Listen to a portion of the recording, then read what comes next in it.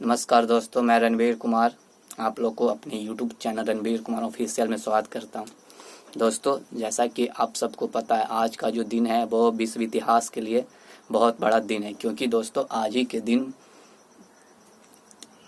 जो है दोस्तों इसे बैसाख की पूर्णिमा भी कहा जाता है, यानी कि बुद्ध पूर्णिमा।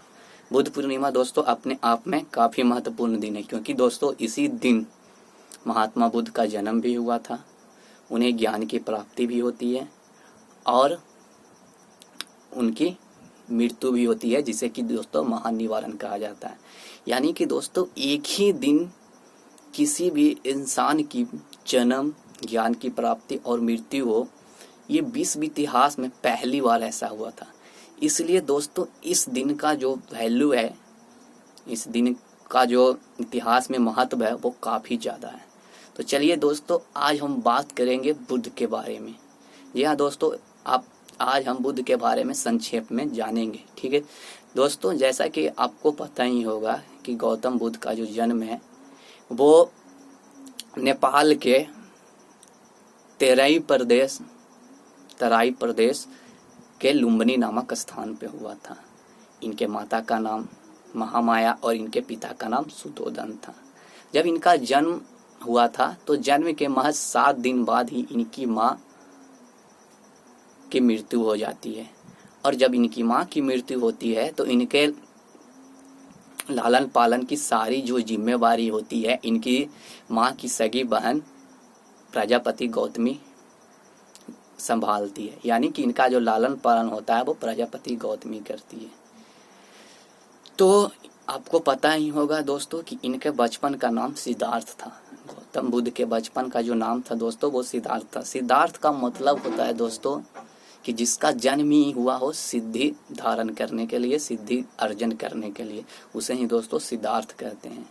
दोस्तों इनका नाम गौतम इसलिए पड़ा दोस्तों क्योंकि जहाँ इन्होंने जन्म लिया था लुम्बिनी नामक स्थान पे, वो गौतम गोत्र के अंतर्गत आता था। जैसे आपने गंगोत्र का नाम सुना होगा, तो गौतम गोत्र के अंतर्गत आने के कारण दोस्तों इनका जो नाम है वो गौतम पड़ता है। बचपन से ही जो सिद्धार्थ थे वो दोस्तों वो उनके मन में करुणा दया भरी हुई थी। जब इनके नामकरण की बात आई दोस्तों तो इनके पिता ने इनका भविष्य जानने के लिए बहुत सारे साधुओं को बुलाया। तो जब इनके पिता ने इनका भविष्य जानने के लिए बहुत सारे साधुओं को बुलाया तो सारे लोगों का यही मानना था, या तो ये एक बहुत बड़ा प्रतापी राजा बनेगा या तो फिर ये योगी बन जाएगा। तो इनको पिता को हमेशा ये डर रहा था कि कहीं ये योगी ना बन जाए। इसके लिए क्या किए दोस्तों, इनके पिताजी ने क्या किया कि विशेष प्रकार के महलों का निर्माण करवाया। इनके पिताजी ने दोस्तों 3 ऋतुओं के लिए 3 भव्य महल का निर्माण करवाया। ग्रीष्म ऋतु के लिए अलग से महल, उसके बाद दोस्तों बरसात ऋतु के लिए अलग से महल, उसके बाद दोस्तों सर्दी ऋतु के लिए अलग से महल। बुद्ध क्या होते थे दोस्तों कि इन तीनों महल में बिल्कुल एक आलीशान महल में बिल्कुल एक राजकुमार की तरह रहते थे और इनको किसी भी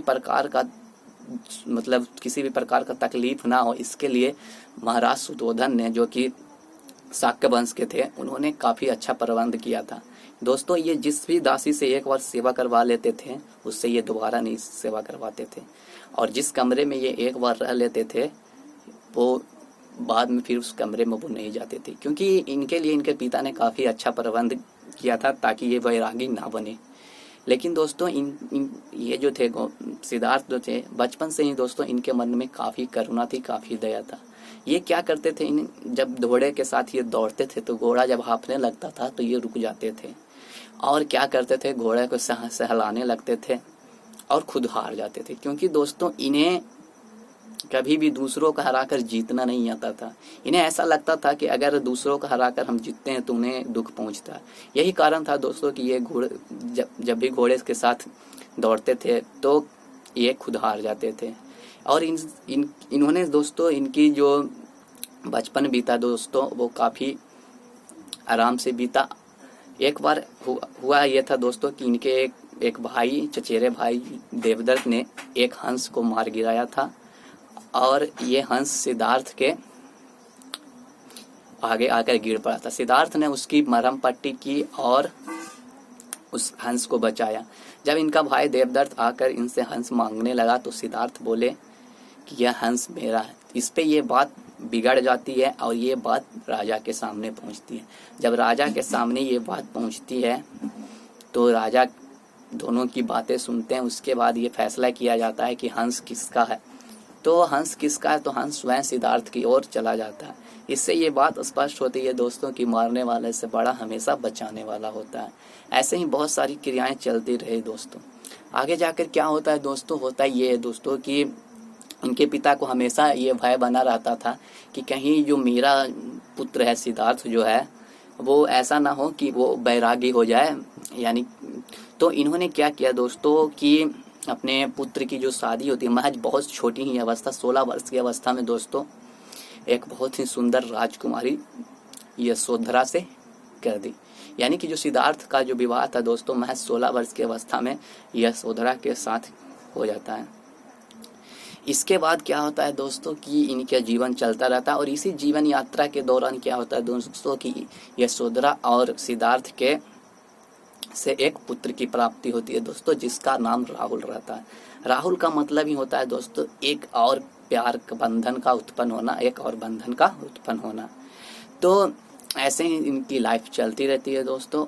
और एक समय की बात है दोस्तों, ये क्या होता है दोस्तों, अपने राज्य के निरीक्षण के लिए निकलते हैं। हाँ दोस्तों, जब बसंत ऋतु था तो ये अपने राज्य के निरीक्षण के लिए निकलते हैं और अपने जो इनका जो सारथी होता है दोस्तों उसके साथ निकलते हैं। तो जब ये निकलते हैं अपने राज्य की यात्रा पर तो ये देखते क्या है कि एक बूढ़ी महिला जो है वो क्या कर रही थी, भीख मांग रही थी और रोती चिल्ला रही थी। तो इन्होंने अपने सारथी से पूछा कि ये कौन है, तो उन्होंने बताया कि ये इसका नाम धन्यवान है। तो इन्होंने सोचा कि क्या कोई धन्यवान होकर भी इतना गरीब हो सकता है। तो इनका जो उस वक्त ये बात जो होती है इनको काफ़ी खटकती है। इसी तरह जब ये अगली बार यात्रा पर निकलते हैं तो अगली बार यात्रा पर निकलने के दौरान ये क्या देखते हैं कि एक जो व्यक्ति है वो क्या होता है कि कंधे पे जा रहा था, यानी कि अर्थी पे जा रहा था। तो इन्होंने अपने सारथी को कहा कि सारथी रथ रोको, ये कौन है। तो इन्होंने उसको बताया कि दोस्तों उन्होंने उसको बताया कि ये जीवन नाम का एक व्यक्ति था और क्या हुआ कि ये जब आज इसकी मृत्यु हो गई है और इसी कारण है कि लोग क्या कर रहे हैं, अपनी छाती पीट रहे हैं, रो रहे हैं और इसको ले जा रहे हैं। फिर ये बुद्ध भगवान ने सोचा कि क्या जीवन नाम का व्यक्ति भी मर सकता है। तो यहाँ पर भी उनको अचंभा हुआ, क्योंकि दोस्तों उन्होंने जिस परिवेश में उन्होंने रहे थे उस परिवेश में आज तक इन्होंने ऐसा नहीं देखा था। तो उनको फिर से अचंभा होता है। एक बार की और बात है दोस्तों कि जब ये निकलते हैं अपने मार्ग की यात्रा पे तो यहाँ ये देखते हैं दोस्तों कि एक जो साधु जो है वो बिल्कुल आराम से योग अवस्था में लीन है। उसे देखकर इनको काफ़ी आश्चर्यचकित होते हैं। उनको ऐसा लगता है कि सबसे ज़्यादा इस संसार का अगर कोई सुखी व्यक्ति है तो वो साधु ही है, क्योंकि उसके चेहरे पे जो स्माइल थी, उसका जो रंग रूप जो था वो काफ़ी अच्छा लग रहा, मतलब आकर्षण करने वाला था। तो उनको ऐसा लगता और वो उसी वक्त कहते हैं धिक्कार है ऐसी ज़िंदगी पर, धिक्कार है ऐसे राजा पे। और क्या करते हैं, ये बात जो है दोस्तों उनके दिमाग में घूमती रहती है। और घूमते रहने के कारण दोस्तों क्या होता है कि महज 29 वर्ष की अवस्था में ही, जी हाँ दोस्तों, महज 29 वर्ष की अवस्था में ही ये क्या करते हैं, अपना घर को त्याग देते हैं। 12 बजे रात में क्या करते हैं, अपने घर को त्याग देते हैं, जहाँ जिसको दोस्तों महाभीष्म कर्मन भी कहा जाता है। इसमें बुद्ध भगवान क्या करते हैं, अपने गृह को त्याग कर देते हैं। तो जब ये अपने गृह को त्याग करते हैं तो दोस्तों ये चले जाते हैं राजगीर। राजगीर आने के बाद दोस्तों इन्हें एक गुरु मिलते हैं जिनका जो नाम था दोस्तों अलार कलाम। अलार कलाम से मिलते हैं दोस्तों और इससे ये दोस्तों योग शिक्षा के बारे में अध्ययन, मतलब योग शिक्षा की जानकारी लेते हैं, अध्ययन करते हैं। लेकिन यहाँ भी इनका मन नहीं लगता है और यहाँ से दोस्तों ये आगे चले आते हैं, गया चले जाते हैं। गया आने के बाद दोस्तों ये इन दूसरे गुरु से मिलते हैं जिनका नाम था रौद्र रामपुत्र। लेकिन यहाँ भी इन्हें संतुष्टि नहीं होती है, यहाँ भी इन्हें ज्ञान की प्राप्ति नहीं होती है, यहाँ भी इन्हें आर्य सत्य की प्राप्ति नहीं होती है। तो ये क्या करते हैं, गया में एक वृक्ष जो था दोस्तों निरंजना नदी के किनारे एक पीपल का वृक्ष था, वहाँ ये अब ठान के बैठते हैं कि जब तक मुझे ज्ञान की प्राप्ति नहीं होगी तब तक मैं यहाँ से हटूंगा नहीं।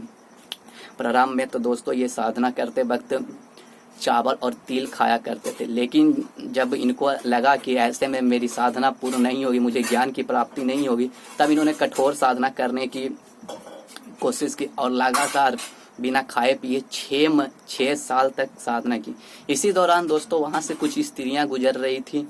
तो जब कुछ स्त्रियां गुजर रही थी तो आपस में बातें कर रही थी, कुछ गा रही थी। इसी दौरान एक स्त्री ने कहा कि यदि बीना की तार को ज़्यादा ढील छोड़ दोगे तो उससे जो स्वर होंगे वो नहीं निकलेंगे, और अगर उसी बीना को तार को ज़्यादा कस दोगे तो वो क्या होंगे, तार टूट जाएगा और इससे भी ध्वनि अच्छी नहीं निकलेगी। यानी कि तो ये बात जो होती है दोस्तों, बुद्ध भगवान को काफ़ी अंदर मस्तिष्क में दौड़ने लगती है। तब बुद्ध भगवान को ऐसा लगता है दोस्तों कि मध्यम मार्ग जो होता है, यानी कि जो बीच का जो मार्ग होता है वही अच्छा होता है। क्योंकि इन्होंने क्या किया था, खाना पीना छोड़कर लगातार तपस्या कर, जिससे इनका शरीर काफ़ी दुबला पतला हो गया था। तो इस तरह से इन्होंने मध्यम मार्ग की खोज की। इसके बाद होता है क्या दोस्तों कि ये तपस्या कर रहे थे, तो उसी गांव में उरुवेला में क्या होता है दोस्तों कि एक सुजाता नाम की एक महिला रहती थी, और उसे ने एक पीपल वृक्ष जो था वहाँ उसने पुत्र मांगा था। तो जैसे ही उसे पुत्र होता है तो वो क्या करती है कि सोने के थाल में खीर बनाकर उस पीपल को अर्जित करने के लिए जा रही थी। तो उसने क्या देखा कि पीपल के नीचे एक व्यक्ति है जो बैठकर क्या कर रहा, तपस्या कर रहा है। तो उसे ऐसा लगा कि ये जो व्यक्ति है वही पीपल के देव हैं जिन्होंने क्या किया है, मुझे मेरे पुत्र होने का मतलब वरदान दिया। तो उसने क्या किया कि वो जो खीर है वो गौतम बुद्ध को बड़े स्नेह के साथ खिलाती है, और यह कहती है कि जिस तरह से मेरी मनोकामना पूरी हुई है उसी तरह से आपकी भी मनोकामना पूर्ण हो। और उसी रात होता क्या है दोस्तों कि बुद्ध भगवान की मनोकामना पूर्ण होती है और उनको ज्ञान की प्राप्ति होती है, उनको आर्य सत्य की प्राप्ति होती है, और तब से वो सिद्धार्थ दोस्तों बुद्ध कहलाने लगे। लगातार 4 साल तक दोस्तों वहीं बोध गया में रहकर उन्होंने क्या किया, आर्य सत्य की खोज की, ज्ञान को अपने ज्ञान को मतलब अर्जन किया। और उसके बाद क्या करते हैं दोस्तों, ये अपने ज्ञान को बांटने के लिए भ्रमण करने लगे। और सबसे पहले दोस्तों इन्होंने अपना पहला जो उपदेश था वो सारनाथ में दिया। जी हाँ दोस्तों, आपको ये याद रखना है कि इन्होंने अपना जो पहला उपदेश था वो सारनाथ में दिया था। इसके बाद दोस्तों इनका गया, और ये जो वैशाली है इससे आना जाना लगा रहता था। आपको पता ही होगा वैशाली उस समय दोस्तों एक स्वतंत्र गणराज्य हुआ करता था। जिस समय विश्व में लोकतंत्र की कल्पना मात्र तक नहीं थी, उसी समय दोस्तों हमारे बिहार में वैशाली एक ऐसा राज्य था जो कि गणतंत्रात्मक हुआ करता था। तो यहाँ वहाँ इनका आना जाना लगा रहता था। कई लोग जो थे बुद्ध के से काफ़ी जलते थे। उन्होंने बुद्ध को बदनाम करने के लिए उस समय की जो कुलवधू थी आम्रपाली उसको भेजा, लेकिन वहाँ भी ये बुद्ध को बदनाम नहीं कर सके। ऐसे ही क्रम में क्या होता है दोस्तों, ये घूमते हैं और लोगों को उपदेश देते हैं। इनका जो प्रिय शिष्य जो था दोस्तों वो था आनंद। जी हाँ दोस्तों, इनका प्रिय शिष्य आनंद था, और ये जहाँ भी जाते अपने प्रिय शिष्य के साथ जाते थे और लोगों को उपदेश देते थे। धीरे धीरे इनका जो धर्म है दोस्तों वो काफ़ी बढ़ता जाता है। इन्होंने क्या किया दोस्तों, अपने धर्म में भी दोस्तों कुछ समय बाद क्या होते स्त्रियों को भी शामिल होने दिया, क्योंकि पहले दोस्तों स्त्रियों को शामिल होने नहीं दिया जाता था। तो पहली जो स्त्री थी जो इस धर्म को मतलब इस धर्म में शामिल हुई वो थी प्रजापति गौतमी, यानी उनकी मौसी। इस तरह से ये धर्म है जो आगे बढ़ता है। और आपको पता ही होगा कि अपने अशोक का नाम सुना ही होगा। अशोक जो था वो काफ़ी क्रूर राजा था, काफ़ी मतलब क्रूर राजा था। उसने राज पाने के लिए अपने 1000 भाइयों में से 99 भाइयों की हत्या कर दी थी ताकि राज उससे मिल सके। लेकिन जब वो बुद्ध से मिलता है तो वो उनकी विचारों से काफ़ी प्रभावित होता है और बौद्ध धर्म को क्या कर लेता है, बौद्ध धर्म अपना लेता है। और उसने क्या किया दोस्तों, चंद्रगुप्त अशोक ने बहुत सारे शिलालेखों में बौद्ध धर्म का चर्चा किया, बहुत सारे मठ बनाए, बहुत सारे स्तूप बनाए, और अपने जो पुत्र था उसका और एक जो पुत्री थी उस दोनों को बौद्ध धर्म का प्रचार के लिए श्रीलंका भेजा। जी हाँ दोस्तों, उसने अपने पुत्र महेंद्र और पुत्री सुमित्रा को बौद्ध धर्म के प्रचार के लिए श्रीलंका भेजा। तो जब वो श्रीलंका जाते हैं तो वहाँ पे बौद्ध धर्म का प्रचार होता है। आज जो बौद्ध धर्म है दोस्तों विश्व के कई देशों जैसे थाईलैंड, चीन, बर्मा, ये सारे देशों में फैल चुका है। तो इस तरह से बौद्ध धर्म का क्या होता है, विकास होता है। दोस्तों उन्होंने क्या किया था दोस्तों कि 4 आर्य सत्य की खोज की थी। गौतम बुद्ध भगवान ने 4 आर्य सत्य की खोज की थी। उसमें से दोस्तों पहला जो था दोस्तों दुख। उनका मानना था दोस्तों कि ये जो दुनिया है वो दुखों का घर है और यहाँ दुख का आना जाना लगा रहता है। और दूसरा जो आर्य सत्य तो दुख समुदाय, यानी कि संसार के समस्त दुखों का कारण क्या है, आखिर ये अगर ये दुख उपजते हैं तो इसका रीजन क्या है, इसका कारण क्या है।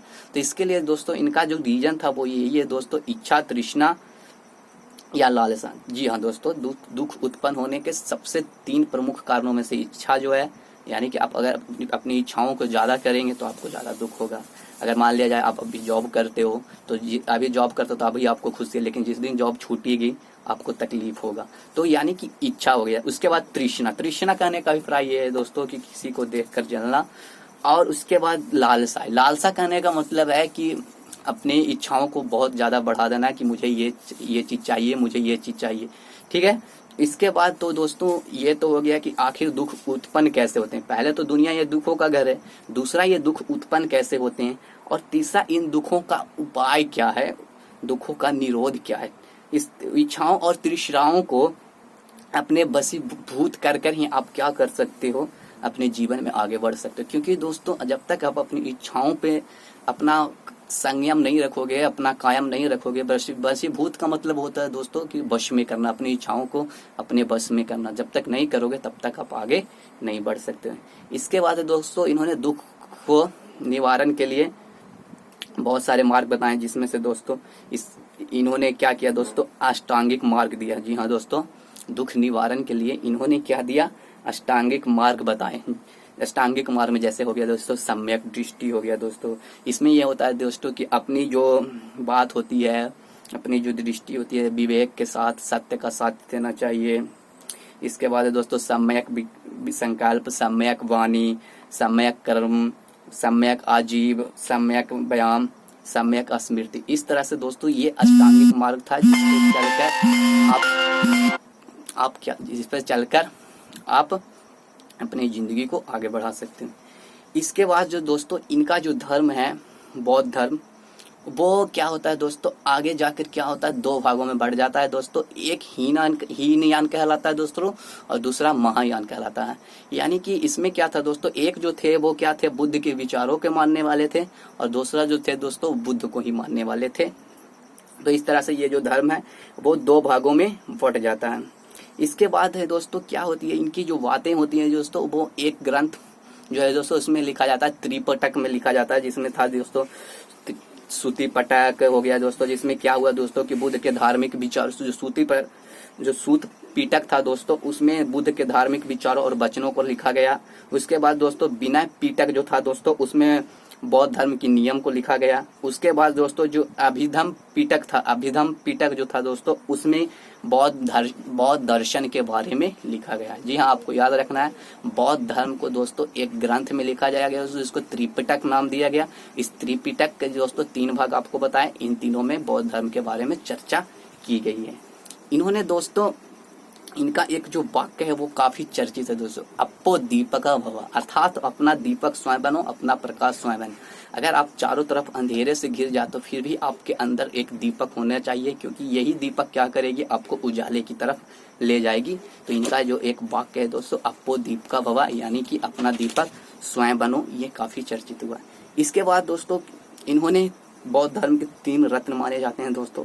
पहला दोस्तों बुद्ध, दूसरा धम्म, तीसरा संघ। यानी कि बुद्धम शरणम गच्छामि, अर्थात बुद्ध की शरण में जाता हूँ, धम्मम संगम गच्छामि, अर्थात धर्म की शरण में जाता हूँ, और संगम शरणम गच्छामि, अर्थात संघ के शरण में जाता हूँ। ये इनके 3 रत्न थे। ठीक है दोस्तों। इसके बाद दोस्तों क्या होता है कि इनकी जिंदगी चलती रहती है, बहुत जगहों पे जाते हैं, लोगों को उपदेश देते हैं और उनको बताते हैं कि कैसे अपनी जिंदगी को आगे जीना। ठीक है। इसके बाद दोस्तों बौद्ध धर्म में 10 सील भी थे, जिसमें था दोस्तों अहिंसा हो गया, सत्य हो गया, अंतः हुआ, अभिविचार ना करना। उसके बाद दोस्तों मद्य सेवन नहीं करना। उसके बाद हो गया दोस्तों असमय भोजन ना करना, सुखप्रद विस्तार पर ना सोना, अपरिग्रह मतलब कि ग्रह को त्यागना, इसके बाद संगीत एवं नृत्य से दूर रहना, स्त्रियों के संग से बचना, ये जो थे तो दोस्तों 10 सील थे। इसके बाद इन्होंने क्या किया, राजगीर, गया, ऐसे बहुत सारे भारत के प्रदेशों में घूम कर क्या किया, लोगों को धर्म की चर्चा थी। इसी दौरान दोस्तों इन्होंने अंगुलीमाल, जो कि काफी कुख्यात डाकू था, वो मिलते हैं इनसे, जिसका नाम सुनकर ही रोंगटे खड़े हो जाते थे।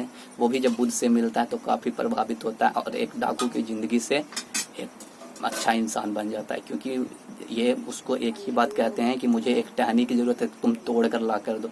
और वो क्या करता है दोस्तों, वो टहनी तोड़ने जाता है। उसके बाद बुद्ध भगवान कहते हैं इस टहनी को फिर वहीं जोड़ दो। तो वो कहता है अब ये कैसे जुड़ सकता है। तो उन्होंने कहा जब तुम किसी को जोड़ नहीं सकते तो तुम्हें तोड़ने का भी कोई हक नहीं है। ये बात उसको काफ़ी खटकती है और वो क्या करता है, एक बहुत अच्छा इंसान बन जाता है। इस तरह से दोस्तों बौद्ध धर्म का प्रचार प्रसार होता है और यह बौद्ध धर्म आज पूरे विश्व में फैल चुका है। बुद्ध को दोस्तों तथागत भी कहा जाता है। जी हाँ दोस्तों, बुद्ध को तथागत भी कहा जाता है। तथागत कहने का अभिप्राय यह है दोस्तों कि जो तथ्य को मानकर आगे गति करे। गत का मतलब होता है आगे जाना, यानी कि तथ्य मतलब जो होता है फैक्ट। वो जो चीज़ों पर ऐसे ही विश्वास नहीं करे अंधविश्वास की तरह, चीज़ों को समझे उसके बाद उस पर विश्वास करे और आगे बढ़े, उसी को तथागत कहते हैं। तो इनको तथागत भी कहा जाता है और इनको लाइट ऑफ एशिया भी कहा जाता है। बुद्ध भगवान को लाइट ऑफ एशिया भी कहा जाता है। धन्यवाद, आज के लिए बस इतना ही। और भी अगर आपको जानकारी चाहिए तो नेक्स्ट वीडियो में।